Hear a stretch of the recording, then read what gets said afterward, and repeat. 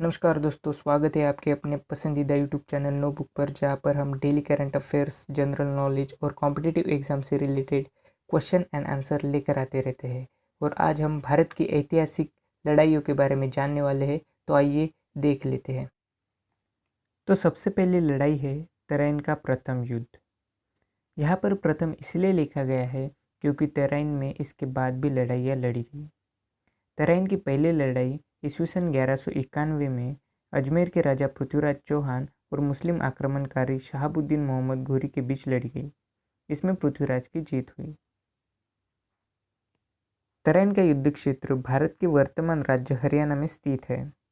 मोहम्मद घोरी ने 1186 में गजनवी वंश के अंतिम शासक से लाहौर की गद्दी छीन ली और वो भारत के हिंदू क्षेत्रों में प्रवेश की तैयारी करने लगा। लेकिन तराइन के इस पहली लड़ाई में मोहम्मद घोरी की करारी हार हुई। स्वयं घोरी को और उसकी सेना को युद्धभूमि छोड़कर भागना पड़ा था। इस लड़ाई का उल्लेख अब्द अल कादिर बादाऊमी, पृथ्वीराज विजया जैसे ग्रंथों में शामिल है। नेक्स्ट, तराइन का दूसरा युद्ध। मोहम्मद घोरी तराइन की पहली लड़ाई में अपनी हार को भुला नहीं पाया था। वो फिर से पृथ्वीराज का मुकाबला करने के षड्यंत्र करने लगा और तराइन की पहली लड़ाई के तुरंत बाद 1192 में तराइन की दूसरी लड़ाई लड़ी गई, जो कि पृथ्वीराज और मोहम्मद घोरी के बीच लड़ी गई। इसमें पृथ्वीराज की हार हुई, जिसकी वजह से भारत में मुस्लिम नियंत्रण की शुरुआत हुई। पृथ्वीराज चौहान द्वारा राजकुमार सहयोगिता का हरण करना कन्नौज के राजा जयचंद को बुरी तरह से कचोट रहा था। वो किसी भी कीमत पर पृथ्वीराज का विध्वंस चाहता था। विश्वसनीय सूत्रों से उसे पता चला कि मोहम्मद घोरी पृथ्वीराज से अपनी पराजय का बदला लेना चाहता है। फिर उसने घोरी की सहायता करके पृथ्वीराज का नाश करने का मन बनाया। हिंदू राजाओं में फूट होने के कारण पृथ्वीराज को किसी की सहायता नहीं मिली और तराइन की इस दूसरी लड़ाई में पृथ्वीराज की हार हुई। नेक्स्ट, चंदवार का युद्ध।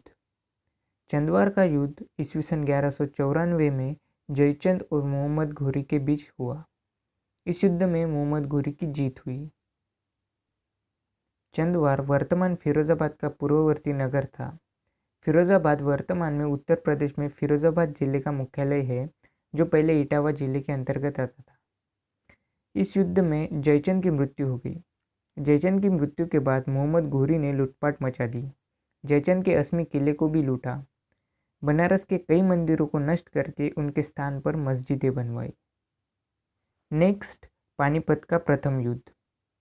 इस युद्ध के साथ ही भारत में मुगलों का आगमन हुआ। पानीपत का प्रथम युद्ध ईस्वीसन 1526 में बाबर और इब्राहिम लोदी के बीच हुआ, जिसमें बाबर की जीत हुई। ये उन पहली लड़ाइयों में से एक थी जिसमें मुगलों ने बारूद, आग्नेयास्त्रों और तोपों का प्रयोग किया। इस युद्ध में अस्त्र शस्त्र ही नहीं बल्कि तुलुगमा और अरबा रणनीति के कारण बाबर की जीत हुई। तुलुगमा युद्ध नीति, इसका अर्थ था पूरी सेना को इकाइयों यानी कि बाएं, दाहिने और मध्य में विभाजित करना। और अरबा युद्ध नीति से तात्पर्य था, इसमें केंद्रीय फॉरवर्ड डिवीजन को तब बैलगाड़ियां प्रदान की जाती थी, जिन्हें दुश्मन का सामना करने वाली पंक्ति में रखा जाता था, और ये जानवरों की चमड़ी से बनी रस्सियों से एक दूसरे से बंधे होते थे।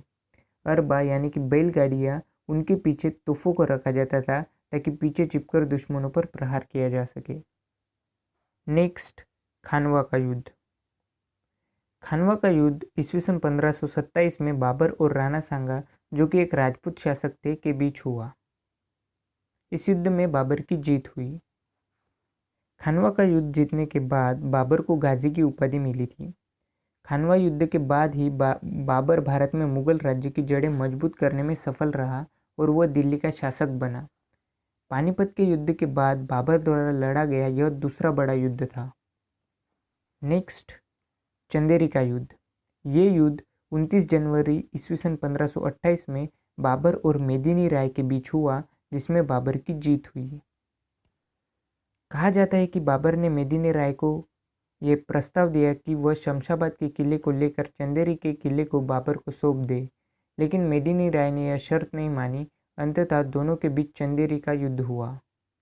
चंदेरी का किला सामरिक दृष्टि से महत्वपूर्ण था, चंदेरी का किला चारों तरफ से पहाड़ियों से घिरा हुआ था और उस पर विजय पाना आसान नहीं था। भारी हथियार और सेना लेकर पहाड़ियों के पार जाना कठिन था, लेकिन बाबर अपने फैसले पर दृढ़ निश्चय रखता था। उसकी सेना ने एक ही रात में पहाड़ी को ऊपर से नीचे से काटकर ऐसी दरार बना डाली जिससे उसकी सेना हथियार और तोपों सहित किले में जा पहुंची और जीत हासिल की। नेक्स्ट, घाघरा का युद्ध। इस युद्ध को बाबर और अफगान की सेना, जिसका नेतृत्व मोहम्मद लोदी ने किया था, के बीच 6 मई ईस्वी सन 1529 में हुआ, जिसमें बाबर की जीत हुई। भारत में बाबर का अधिकांश समय युद्ध करके ही बीता, इसलिए वो कभी भी प्रशासनिक व्यवस्था की तरफ ध्यान नहीं दे सका। जब बाबर चंदेरी में था तब अफगानों ने अवध में उत्पात मचा रखा था। इसी वजह से चंदेरी से बाबर सीधे अवध की तरफ बढ़ा। बाबर ने लखनऊ पर अधिकार कर लिया। इधर बिहार में अफगान मोहम्मद लोदी के नेतृत्व में अपने आप को संगठित कर रहे थे। बंगाल के सुल्तान नुसरत शाह से भी उन्हें सहायता मिल रही थी।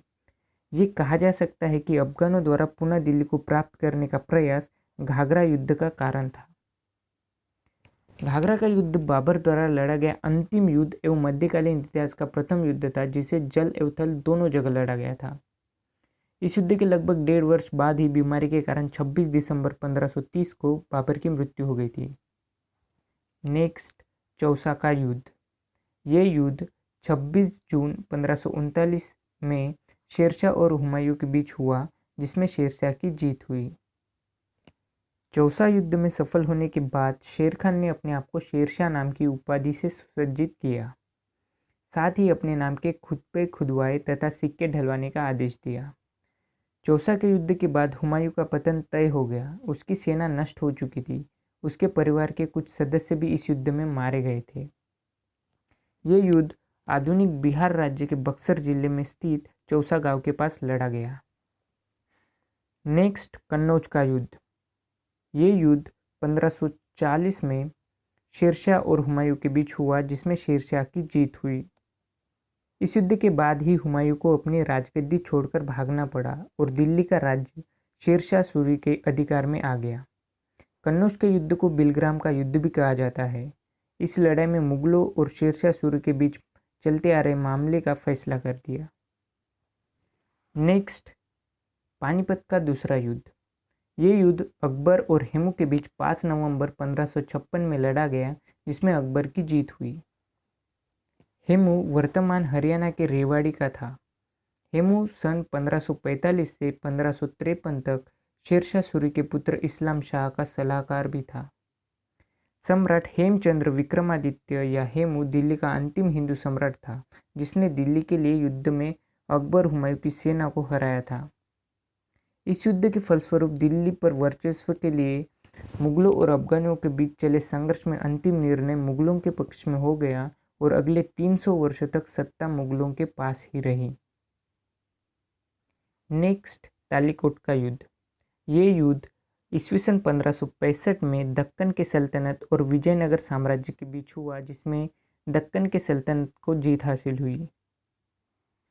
इस युद्ध को राक्षसी तंगड़ी का युद्ध और बन्नी हट्टी का युद्ध के नाम से भी जाना जाता है। तालीकोट की लड़ाई के पश्चात दक्षिण भारतीय राजनीति में विजयनगर राज्य की प्रमुखता समाप्त हो गई थी। नेक्स्ट, हल्दीघाटी का युद्ध। ये युद्ध 18 जून 1576 में अकबर और महाराणा प्रताप के बीच हुआ, जिसमें अकबर की जीत हुई। इसका नाम हल्दीघाटी इसलिए पड़ा क्योंकि यहाँ की मिट्टी हल्दी जैसी पीली है। इसे राती घाटी भी कहते हैं। हल्दीघाटी अरावली पर्वतमाला में खमनोर एवं बलीचा गांव के मध्य एक पहाड़ी दर्रा है। मुख्य युद्ध स्थल रक्ततलाई खमनोर गांव में स्थित है। तो दोस्तों, आज के लिए बस इतना ही। आपको ये वीडियो कैसे लगा कमेंट में बताइए, और अगर आपको पसंद आई हो तो लाइक कीजिए, शेयर कीजिए, हमारे चैनल को सब्सक्राइब कीजिए। धन्यवाद।